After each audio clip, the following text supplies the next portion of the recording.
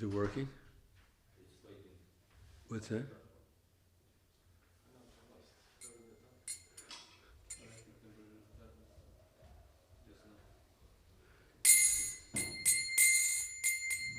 Jaya Radha Madhava Kunja Bihari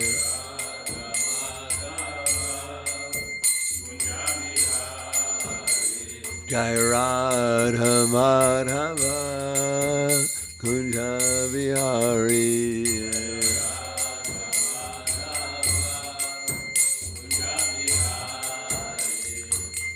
Pijana Balaba Girivanadari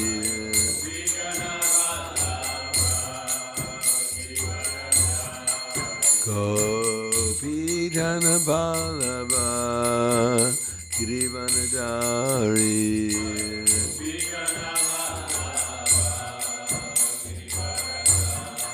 Yasoda Nandana Braja Jana Ranjana Yasoda Nandana Braja Jana Ranjana Yamuna Tira Vanachari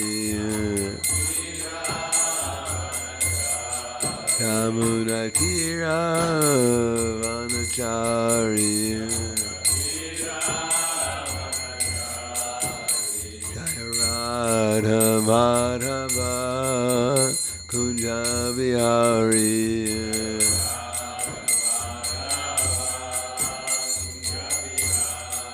Jaya Radha Madhava Kunja Bihari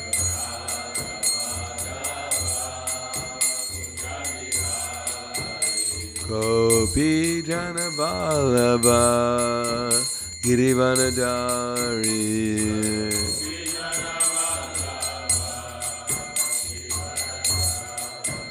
Gopi Jana Vallabha Girivanadari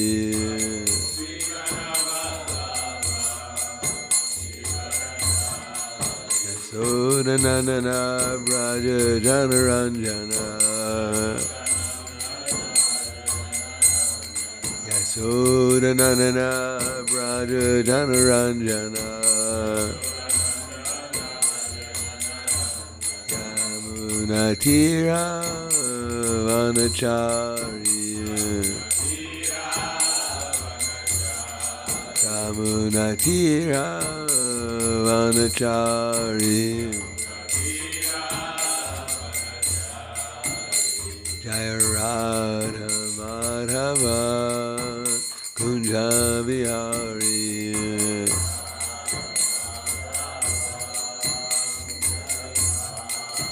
Jaya Radha Madhava Kunja Bihari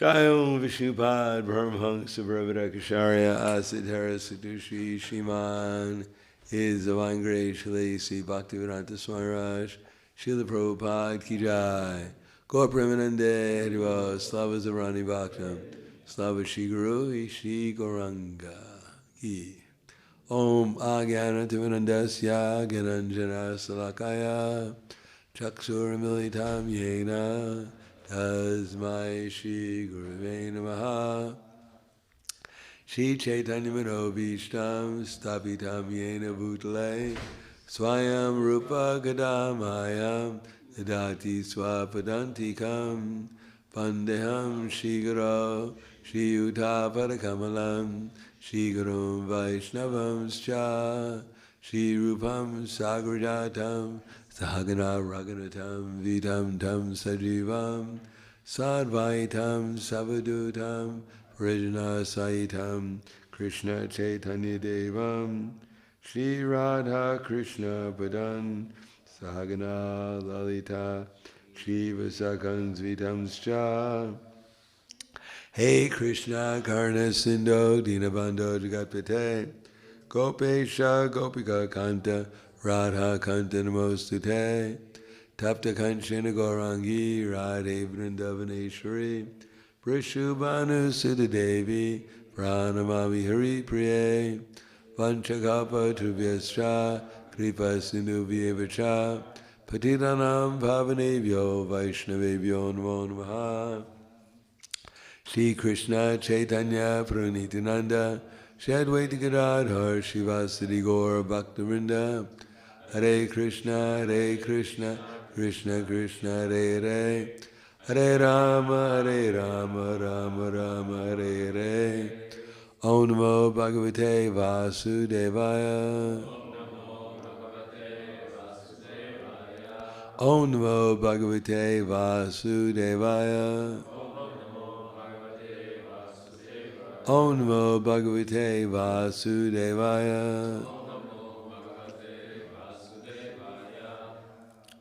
Šrimad-bhagavatam, Canto 1, Chapter 7, The Son of Drona Punished, text number 7. Yasyam Vai Shruyamanayam Krishne Paramam Purushe Bhaktir Upadyate Pumsa Shoka Moha Payapaha Yasyam Vai Shruyamanayam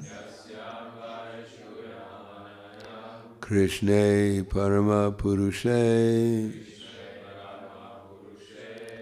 Bhaktir Upadyate Pumsa Shoka Moha Bhayapaha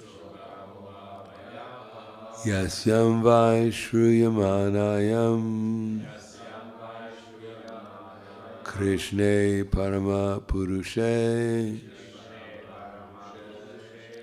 Bhaktir Upadyate Pumsa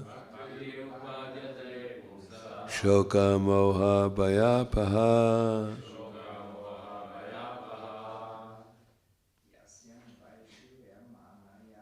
Yasyam Vai Shruyamanayam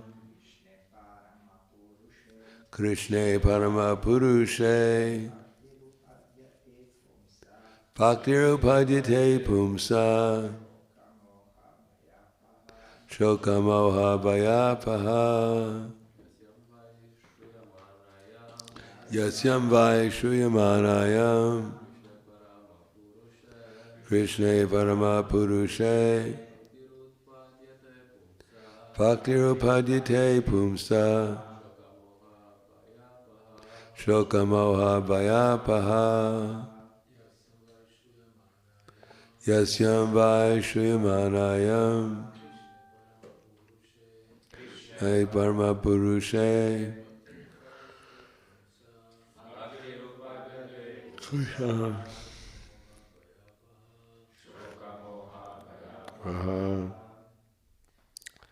Mataji. Yasyam Vai Shruyamanayam Krishna Parama Purushe Bhaktir Upadyate Pumsa Shoka Moha Bhayapaha Yasyam. This Vedic literature, Vai, certainly, Shriyamanayam, simply by giving oral reception, Krishna, unto Lord Krishna, Parama, Supreme, Purushe, unto the personality of Godhead, Bhakti, feelings of devotional service, Utpadyate, sprout up, Pumsa, of the living being, Shoka, lamentation, Moha, illusion, Vaya, fearfulness. Apaha, that which extinguishes. Translation and purport by His Divine Grace, A.C. Bhaktivedanta Swami Srila Prabhupada. Simply by giving oral reception to this Vedic literature, the feeling for loving devotional service to Lord Krishna, the Supreme Personality of Godhead, sprouts up at once to extinguish the fire of lamentation, illusion, and fearfulness. Please repeat. Simply by giving oral reception to this Vedic literature, the feeling for loving devotional service to Lord Krishna, the Supreme Personality of Godhead, sprouts up at once to extinguish the fire of lamentation, illusion, and fearfulness. Purport. There are various senses, of which the ear is the most effective. This sense works even when a man is deep asleep. It's better when the microphone is closer? Better. It's normal now. Okay.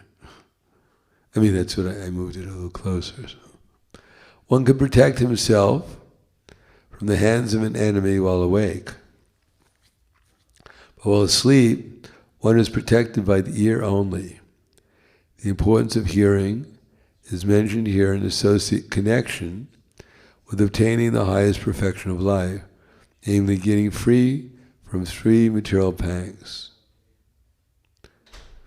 Everyone is full of lamentation every moment.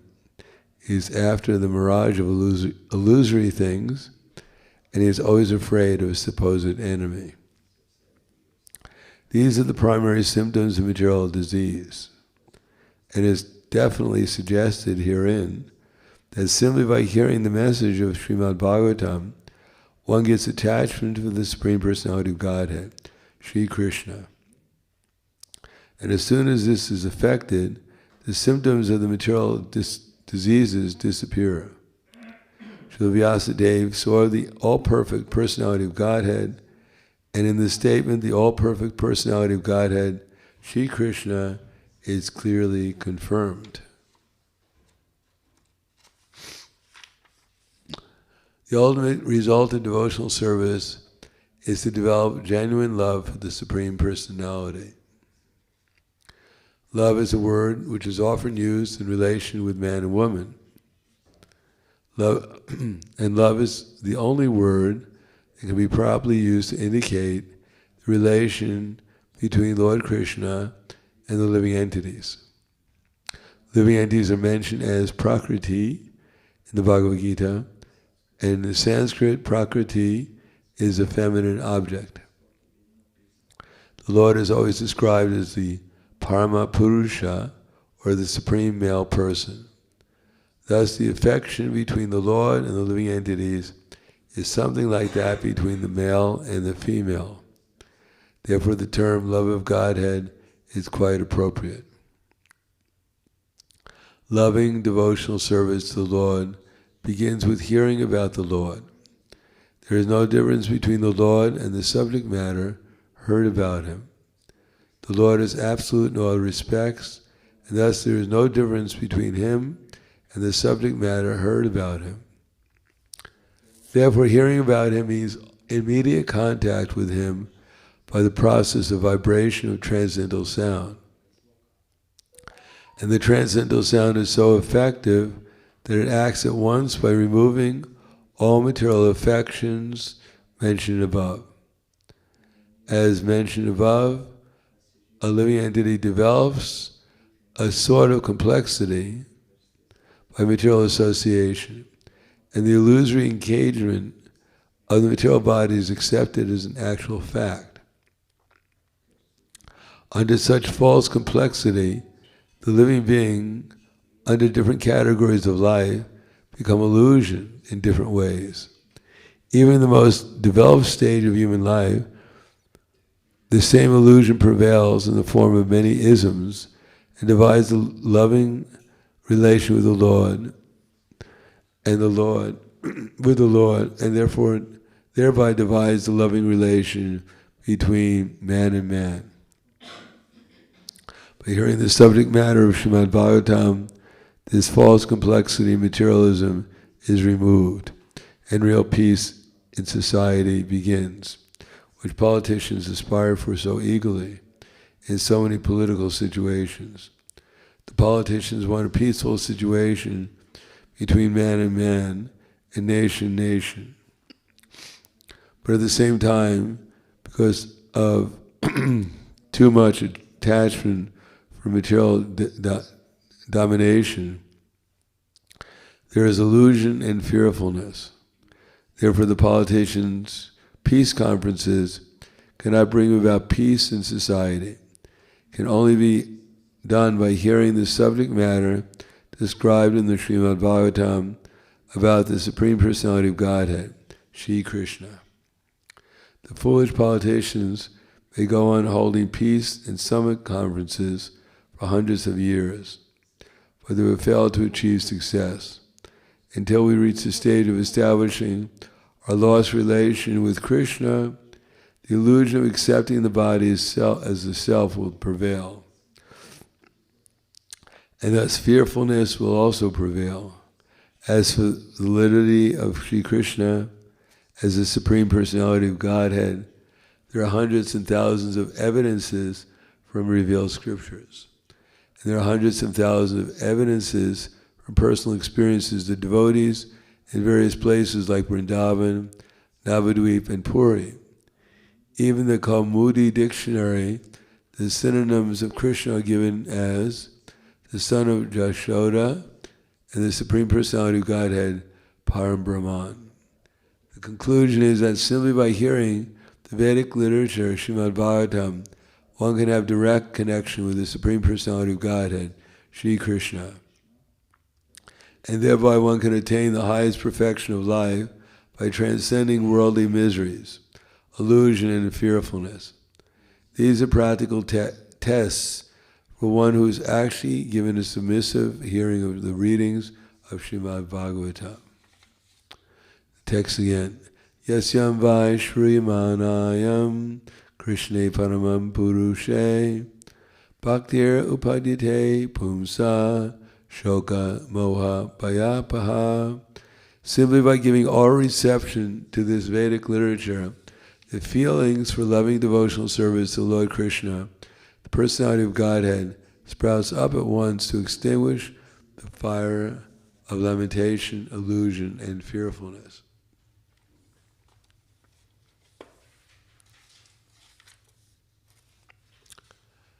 Nama Om Vishnu Padaya Krishna Prasthaya Bhutaya Srimate Bhaktivedanta Swami Namane Namaste Saraswati Deve Gauravani Vicharane Nirvishesha Srinivadi Paskatyade Siddharane.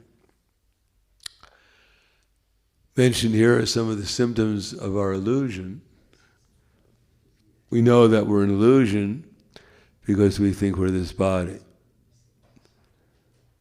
And we can understand how the illusory energy is affecting us, by which we misidentify ourselves with this gross and subtle body.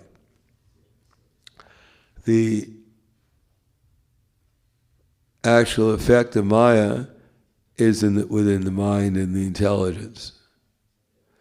The mind creates things such as lamentation.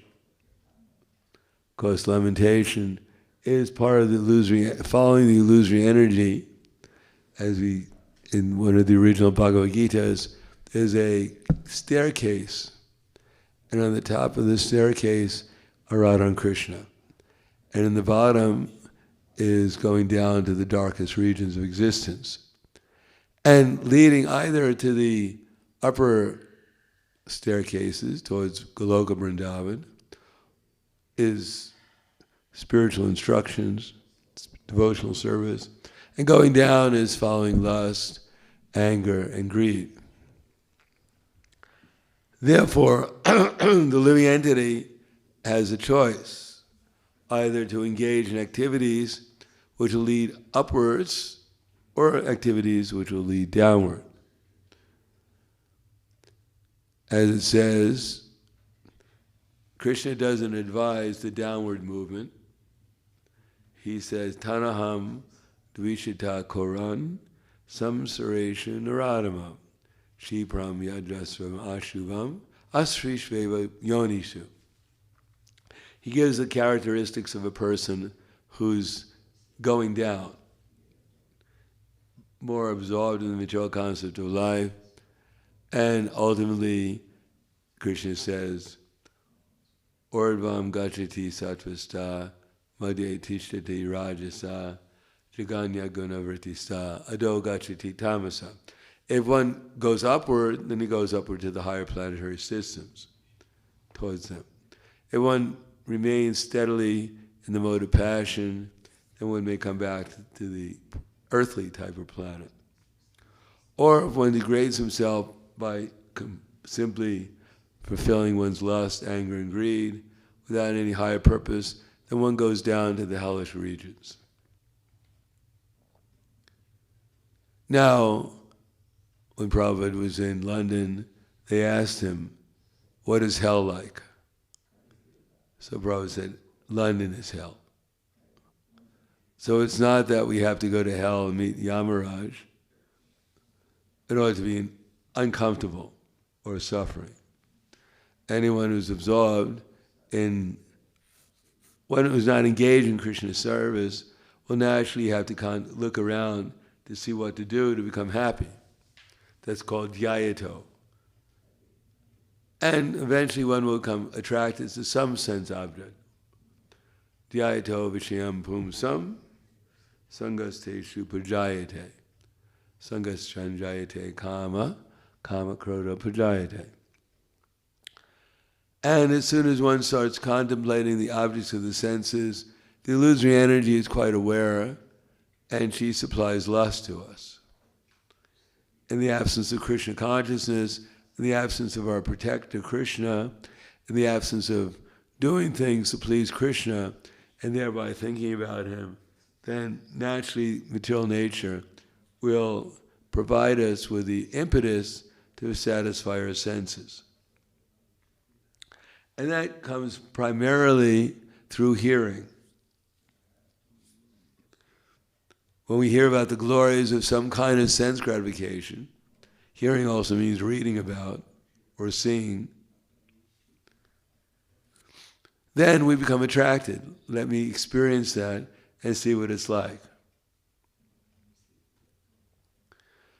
And of course, there must be some glorification, otherwise we wouldn't be attracted. They can take the most insignificant thing and make it attractive. That's what they pay big money for, to make something appear to be something very valuable. And therefore people spend money on video games or go to the movies for an illusion, but people will pay to get more an illusion. They don't like this illusion, so they pay money to temporarily be in another kind of illusion. But at the end of the day, after coming out of the movie, there's still an illusion. Nothing has changed.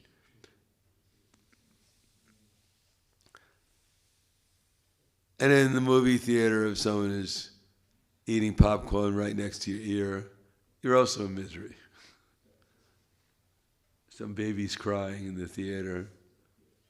So many things are going on. So although you're trying to be an illusion, the illusory energy doesn't even allow you to be in a different illusion.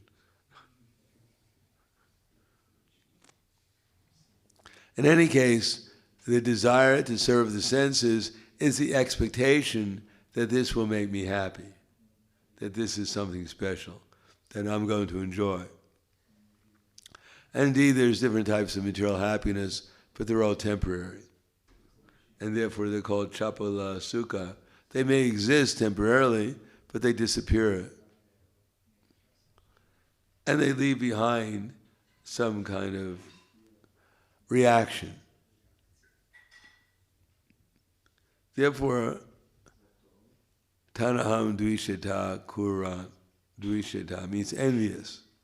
So the basic principle of material life is enviousness. That everyone wants to be something special in the material world. Everyone wants to be recognized as something special. Everyone wants to be served as someone special. Because we're imitating Krishna, because basically speaking, it's normal to be envious of Krishna if one is an illusion, because Krishna is so great. But unfortunately, because of enviousness, we distort our understanding of Krishna. It's hard for us to accept that the Supreme Lord is an unlimitedly loving person. Because in the material world, because of creating the activities that produce lamentation and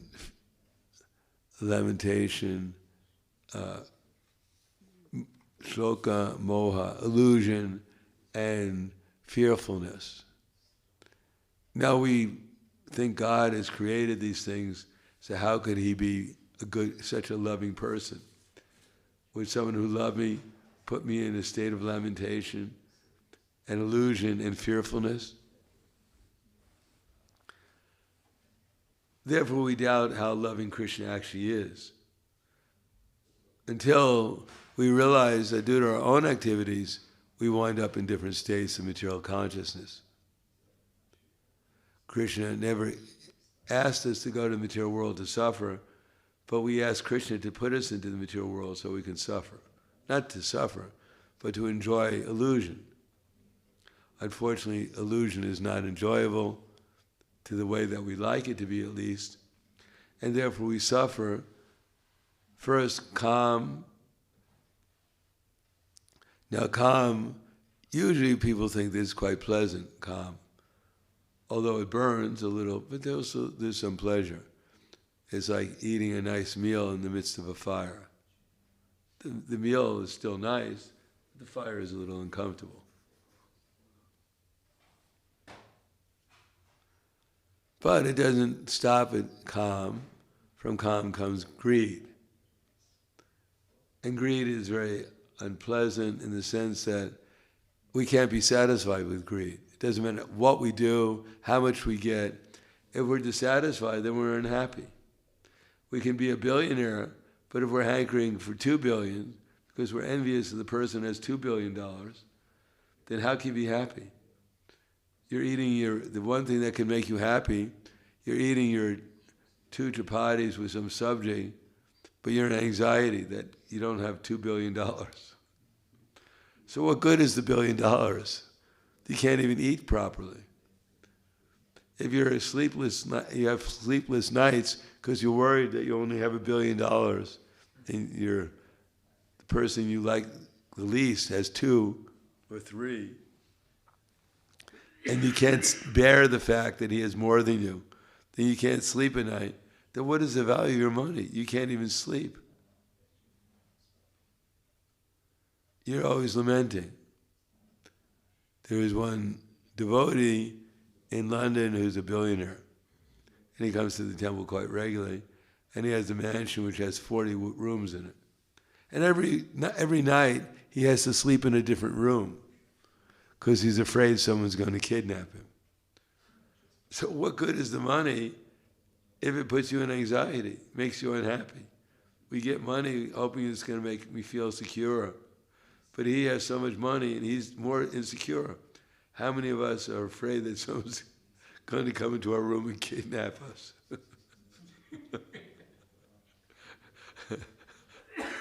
We don't even think they're going to take our dirty socks. What to speak of our dirty body? But if you have too much money, then you're always a fear. You have to spend so much money on bodyguards. You have to always, you're afraid someone's going to poison you. Check what your wife's cooking all the time. See what she's putting into it. So people are trying to gain something, but due to greed greed doesn't leave them alone.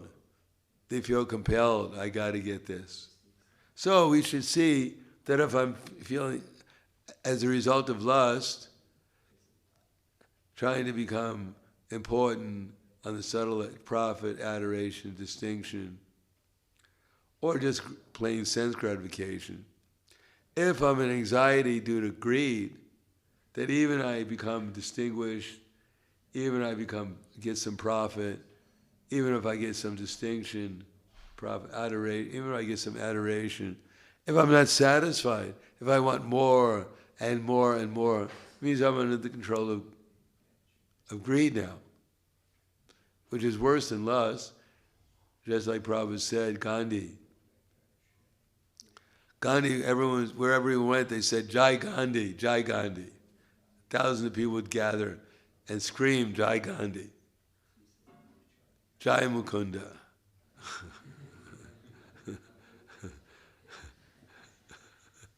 Imagine everyone in the room just shouting, Jai Mukunda. Poor Gandhi, he couldn't go to sleep at night because people underneath his window were shouting, Jai Gandhi.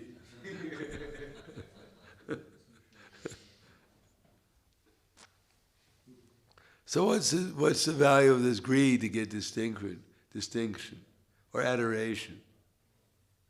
It is quite uncomfortable. And of course, mating, I mean, how many times can you mate? And then the result is, as it says here, is fearfulness, bhayam. Bhayam dvitija vineshitasyad isharapatasya viparyo smriti. That as soon as we turn our face away from Krishna, the result is, and become his competitor, the ultimate result is bhayam. We become absorbed in the bodily concept of life. And always fearful, what's going to happen to my body? What's going to happen to me?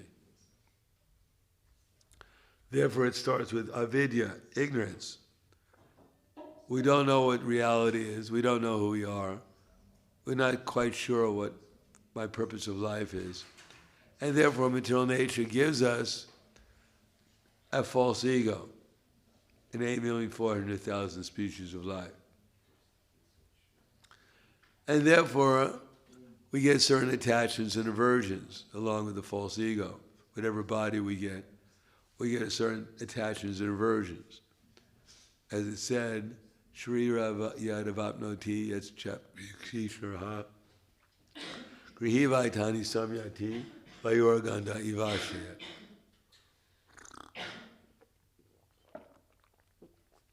The living entities, they carry their different conceptions of life, from just like the air carries aroma from one body to another. The living entity carries his different conceptions of life from one body to another, just like the air carries aroma, unless he quits one kind of body and again takes another one. In other words, we're living in a world of illusion, and we think it's real. It is real, in the sense that something's going on here. It's not quite what we sometimes think it is. And that's how we perceive the existence right now, in illusion. And why? Because we're in ignorance. And therefore, due to our false ego, identifying with this body, along with it, as it says, that Shrotram Chakshu Sparshanam Cha Rasanam Graham Eva Cha Adishnana Manakchanya Visha Upasevate. We get a body, and as soon as we got this body, we get a certain sense of hearing, certain sense of smelling, certain sense of seeing, certain sense of tasting, all centered around the mind. And therefore we're attracted to a certain set of sense objects, and we're not attracted to another set of sense objects.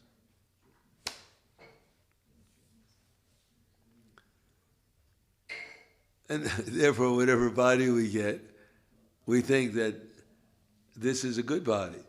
If we get the body of a human being with its varieties of tastes, we can, by practice, learn to like anything. I've heard that people, when they drink alcohol, they don't like it very much at first. But they acquire a taste for it, and it becomes addictive. They can't live without it. Similarly, smoking cigarettes, I've heard that people who smoke cigarettes, eventually they acquire a taste for it. I don't know how that happens, but somehow or another. Did anyone here ever smoke cigarettes?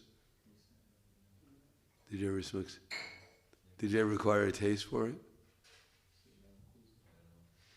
Did you acquire a taste for it? Yeah, actually. In the beginning it's not good, not nice. And after you smoke, you get the taste. You actually feel good smoking. Yeah, I used to back in the days. But it tastes good? The taste of the smoke is good? It tastes good when you get used to it. Yeah, get used to it. So we can get used to anything. That's why a certain body, that's why people can eat, in Korea they can eat cockroaches, live cockroaches. Because they get used to it. You're born where your whole family's eating live cockroaches. You didn't even think it was bad. After all the sages of Naimisharanya, when they heard that they were killing a cow, beating on a cow, they couldn't believe it. They had no taste for it. But if you go to McDonald's and tell people, how can you eat that burger? They'll think you're crazy. How can you not eat it? They think they're in heaven. So that's material nature. Conditions one. According to the body one has, one becomes conditioned. And in the medium form of life, we can acquire a different body just by doing a certain activity, especially by eating certain things, we get a certain type of body. Because the body is made out of food. And within the food, according to who cooked it, who grew it, who prepared it, who harvested it, who transported it, who manufactured it, who cooked it, who served it, how we eat it, we are able to get the flavor, the mood, the mental experience of all those persons. It's all in everything we're eating, especially.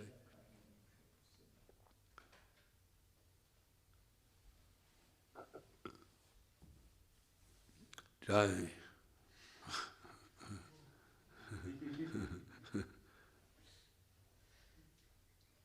And Ukramantam siddhim vapi bhunjanava gunanvita vimudo nanapashanti pashanti jnana chakshusha. The foolish, they cannot understand how the living entity quits his body or what kind of body he enjoys under the spell of the modes of nature. But those whose eyes are trained with knowledge can see all this clearly. So someone who has knowledge, they can repeat knowledge in such a way as that the sound vibration they have that they're emitting also conveys knowledge. And if we listen to it, then we actually acquire knowledge. Of course, our knowledge is coming through this succession. As it says, we're learning, at least at the beginning, that what kind of body we enjoy under the spell of nature, what kind of modes of nature we're under, how lust and greed and lamentation and illusion and fearfulness are affecting us. We're learning all those things. So with knowledge, we can become detached from them. And instead, and what is that detachment? By knowledge, we can actually happily try to absorb our hearing in Krishna. In other words, even when we're hearing about Krishna, it is not that our minds are going to stop working and thinking about other things. But if we give up our attachment, namely to lust and anger and lamentation or fearfulness or lamentation, anger, as well as illusion. If we just give up this idea that how can Krishna and how can these sound vibrations be the same as Krishna? How can Krishna appear in His holy name? How can we actually experience the transcendental world just by hearing about it. So that takes experience. It takes experience by willing to surrender ourselves for a few moments, whatever it may be, and just try to listen. But not just listen, but listen in a state of mind of receptivity. Somehow or another try to let a holy name become ourselves, our minds become absorbed in simply the holy name, and hopefully in remembrance of Krishna. And try to feel Krishna's presence in the name, in his form, in his activities. Try to feel these things. And see if we can feel something different from our normal lust, anger, greed, lamentation, illusion, and fearfulness. That we have to do, is try to absorb our minds in the holy name, in hearing about Krishna, in such a way that our consciousness actually becomes receptive to Krishna consciousness. So we can experience, a different taste, a different way of looking at things. But if we don't, we automatically say, no, it's not possible, I can't, I don't deserve it, I'm here to suffer, I deserve my suffering, I should welcome my suffering. That will make me a better person by suffering. That way I become humble, I give up my pride because I'm suffering. No, that's not the way we get. That is a kind of humility, but it's a false humility. The real humility is when we find out how wonderful Krishna and his devotees are, how wonderful the holy name is, how wonderful it is to absorb our minds in experiencing the love and the ecstasy that's going on in this transcendental sound vibrations. Then we feel very small and insignificant. Just like Krishna, he's everywhere. He's created all the material spiritual universes. But he's so much in love and ecstasy with all of it that he feels himself very insignificant. He thinks his creation is better than, more important than himself. Because he's in love with it. And therefore he thinks himself to be insignificant. So what to speak of ourselves, if we become absorbed in Krishna consciousness, not only Krishna, seeing how wonderful Krishna is, but seeing how wonderful everything is, then we'll feel actually some real humility, some real desire to surrender more, to become more absorbed, because of a higher taste.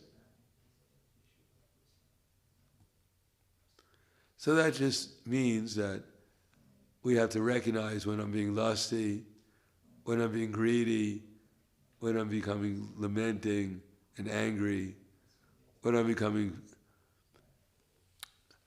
illusion, when I'm accepting illusion as reality, and when I'm fearful of what's going to happen. And recognize it and realize the only way out of it is to take shelter of the Bhagavatam, Bhagavad Gita, chant Hare Krishna, do something that will help us remember Krishna. And therefore, one will have the opportunity to transfer our attachment to our present materialistic ego, who's experiencing all these things because of attachment, gradually change our attachment to the holy name and things related to Krishna, and therefore get a higher taste, get another taste, and therefore be able to give up our tendency towards lust, our tendency towards greed, our tendency towards fear, anger, tendency towards lamentation, tendency towards illusion, and a tendency towards fearfulness. In any case, even if we're fearful, we should chant the holy name. Even if we're an illusion, we know we're an illusion, which we're always an illusion. We don't have to take it for granted. We're always an illusion. We're always, some way or another, identifying with this body, unless we're deeply absorbed in Krishna consciousness. And even if we're lamenting, or even if we're angry, even if we're greedy, even if we're lusty, then chant Hare Krishna. Remember Krishna, and gradually we'll become free from the shackles of all these different levels of illusion and misconceptions and ignorance that we've become bound by. So I'll stop there. Thank you. Any questions or comments?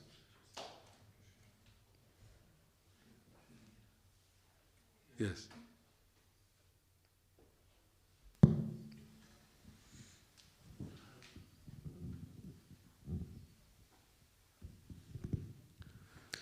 Hare Krishna, thank you for the lecture. The question is, how can we develop such a strong faith that we will be fearless in every situation? Because I feel like just from reading the books, for example, I still have some like heavy situations in life that I really don't. I feel fear, for example, but not so much. But it's something. You know. Of course. Fear is the end. From ignorance comes false ego, comes attachment and aversion, and then abhibheshita, aviniveshita, fearfulness, absorption of material energy. How to get free from fearfulness? First get free from lust, then get free from greed, then get free from anger, then get free from illusion and lamentation, then get free from forgetting Krishna, see things in relation to Krishna, become Krishna conscious, then all the fear will go away. We don't start by just becoming free from fearfulness. That's not possible. We start by becoming free from lust and greed and anger. Then illusion can go away. And if illusion goes away, then we can remember Krishna. And if we remember Krishna, then our intelligence will gradually become purified. When we become Krishna conscious, we'll realize we're eternal. We'll realize our spiritual identity. And then we'll realize that Krishna is in control of everything. We'll have nothing to fear. Of course, as I said, at any stage, even when we're fearful, we can chant Hare Krishna and try to absorb ourselves in Krishna consciousness. And therefore, all the other stages which lead up to fearfulness will also go away. But fearfulness is usually the biggest test, like at the time of death. Generally, one doesn't become lusty, although it's possible. You don't think about greed at the time of death. You may be angry at someone. But generally speaking, the most significant consciousness is fearfulness. So we have to prepare for it by chant Hare Krishna, even when we're fearful. It says in the Bhagavatam in the beginning that Krishna's name is feared by fear personified. And we become free from fear by becoming conscious of Krishna, then the other things will be easy to manage comparatively. Of course, we become free from fear, then we think, well, let me now enjoy. So, therefore we have to not only become free from fear, but also the root causes, lust, greed, anger, illusion, lamentation. Otherwise, fearfulness will arise again due to our not taking out the root, which is basically kama, esha, krodha, esha, rajaguna, samudbhava. What's the problem? There's lust only, Arjuna, born in contact with the material mode of passion, and later transformed into wrath, which is the all-devouring sinful enemy of this world. So, chant Hare Krishna even when we're eating prasadam, which is quite a test to remember Krishna while we're eating prasadam, rather than just thinking, finally I'm lording over the material nature and I'm going to enjoy. Therefore, we're not supposed to eat out of lust or greed. Oh, one more, just one more, and everything will be great. I feel sick. What happened? No, so basically the real challenge, what to speak of fear, the real challenge, try to eat prasadam with a feeling of love rather than lust and greed. Remember Krishna when we're eating. Eat it as a service rather than as an act of devouring it.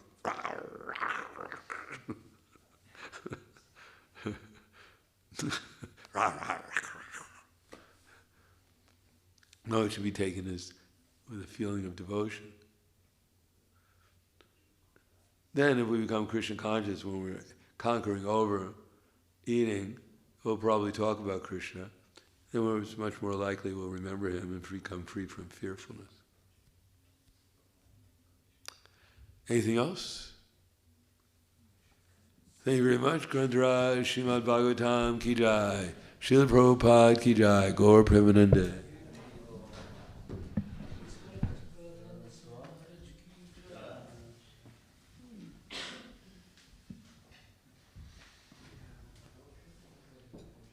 Ki jai.